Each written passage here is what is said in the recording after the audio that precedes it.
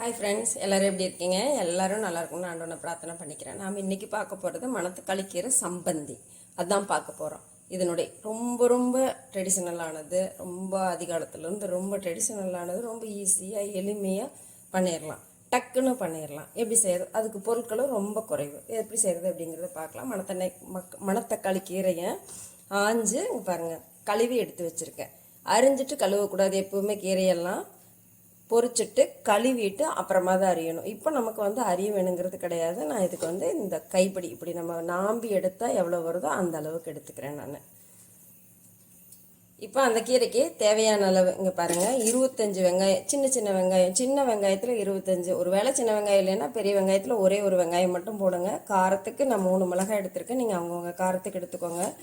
ஜீரகம் ஒரு 1/2 ஸ்பூனு, பொட்டு உளுந்து. நான் உளுந்து எப்போவுமே பொட்டு உளுந்து எடுக்கிறேன். நீங்கள் நம்ம வீடியோ ஃபாலோ பண்ணிங்கன்னா தெரியும். உளுந்தில் நீங்கள் வேண்டாம், இது வேண்டாம், குண்டு உளுந்து எடுத்துக்கிறேன், இல்லது உடச்சி உளுந்து எடுத்துக்கிறனாலும் எடுத்துக்கோங்க. இது இப்படி யூஸ் பண்ணிங்கன்னா ரொம்ப நல்லது. கடலைப்பருப்பு 1 ஸ்பூனு, உளுந்து ஒரு 1/2 ஸ்பூன் எடுத்திருக்கேன். சரி, இது எல்லாத்தையும் நம்ம வணக்கணும். ரொம்ப ஈஸியானது. இப்போ கடாய் வச்சு, கடாய் காஞ்சிருச்சு. இதில் 1 ஸ்பூன் எண்ணெய் ஊற்றிக்கிறேன். இப்போ எண்ணெய் காஞ்சிருச்சு. நம்ம எடுத்து வச்ச பொருட்கள் எல்லாத்தையும் புளியை தவிர்த்து, புளி மறுபடியும் போட்டுக்கலாம். புளியை தவிர்த்து இது எல்லாத்தையும் ஒன்றாவே போட்டுடலாம். லோ ஃப்ளேம்லேயே வச்சு வறுத்துக்கலாம். இது வறுபடட்டும். இப்போ இங்கே பாருங்கள், கடலைப்பருப்பு நல்லா பொன்னிறமாக செவந்துருச்சு. வெங்காயமும் நல்லா வதங்கிடுச்சு. இப்போ இதில் நான் ஒரு கைப்பிடி கீரை போட்டு இதை நம்ம வதக்கிக்கிறோம். கீரையெல்லாம் ஈஸியாக வதங்கக்கூடியது தான். டக்குன்னு வதங்கிடும். தண்ணியெல்லாம் தொளிச்சிடாதீங்க, தண்ணியெல்லாம் தொளிக்கக்கூடாது. அப்படியே அதில் வர தண்ணியே போதுமானது.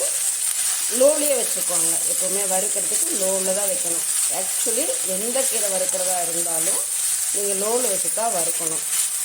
கீரைக்கெல்லாம் தண்ணி ஊற்றி வறுக்கக்கூடாது. வறுத்தா அதனுடைய டேஸ்ட்டும் போயிடும், அதனுடைய தன்மையும் போயிடும். சரி, இது வதங்கட்டும். இப்போ பாருங்கள், நல்லா கீரை வதங்கிடுச்சு. போதும். இப்போ நம்ம எடுத்து வச்சுருந்த புளியை போட்டுடலாம். இதில் கீரையோட தன்மை தான் அதிகமாக தெரியணும். அதனால் இங்கே பாருங்கள், தேங்காய் கொஞ்சமாக தான் போடுறேன் நான். இதுக்கு தேவையான அளவு உப்பு. இப்போ இதை ஒரு பரட்டி விட்டுட்டு இது நல்லா ஆறட்டும், அரைச்சிக்கலாம். இப்போ இது நல்லா ஆறிடுச்சு. ஒரு ஜாரில் சேர்த்துக்கலாம். தண்ணியே ஊற்ற வேணாம், பல்ஸில் போட்டு கொஞ்சம் கொரன்னு அப்படி அரைச்சிட்டு வரலாம். இப்போ நம்ம இதை அரைச்சாச்சு. இதை ஒன்றுக்கு ட்ரான்ஸ்ஃபர் பண்ணிடலாம். இதை ட்ரான்ஸ்ஃபர் பண்ணிட்டோம். இதை நல்ல ஒரு உருண்டை, நமக்கு சாப்பாட்டுக்கு தேவையான அளவுக்கு ஒரு உருண்டை பிடிச்சிக்கலாம். இது அப்படியே இருக்கட்டும்.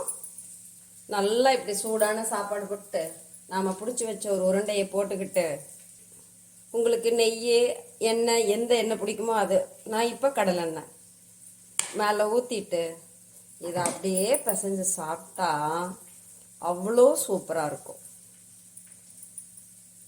அவ்வளோ சூப்பராக இருக்கும். பாருங்கள், சூடாக இருக்குது பார்த்தீங்களா? சூப்பராக இருக்கும். இது போல் நீங்களும் வீட்டில் ட்ரை பண்ணி பாருங்கள். இந்த வீடியோ உங்களுக்கு பிடிச்சிருந்ததுன்னா லைக் பண்ணுங்கள், ஷேர் பண்ணுங்கள், கமெண்ட் பண்ணுங்கள். இதுவரையிலும் நம்ம சேனலை சப்ஸ்கிரைப் பண்ணாதவங்க சப்ஸ்கிரைப் பண்ணி சப்போர்ட் பண்ணுங்கள். ஆரோக்கியமாக சாப்பிடுங்க, ஆனந்தமாக இருங்க.